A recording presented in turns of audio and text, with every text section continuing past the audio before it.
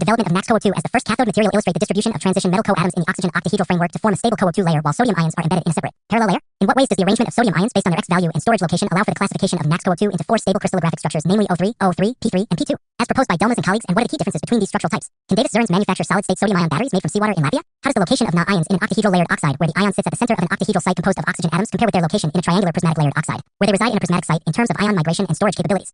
What does the use of numbers such as 2 and 3 in these crystallographic designations indicate regarding the number of layered stacks within each unit cell? And how might these variations influence the electrochemical performance of the material? How is the O3 type structure defined by having 3 different stacking forms in NaCsNO2, with Na ions specifically stored in the octahedral position between various NO2 layers? And how does this differ from the P2 type structure, which comprises 2 stacked layered structures with sodium ions located in the prismatic P position? What can be inferred from the crystal structures of several kinds of layered oxides, as illustrated in figure 3.3, about their potential benefits and limitations as cathode materials in sodium-ion battery applications?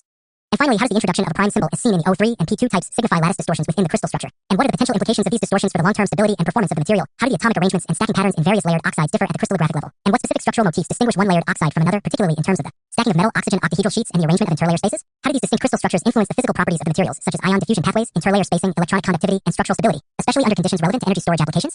In what ways do variations in lattice parameters such as the A', B', and C axes reveal differences in the symmetry and periodicity of layered oxides, and how can advanced characterization techniques like X-ray diffraction, neutron diffraction, and transmission electron microscopy be applied to determine these crystallographic details? What?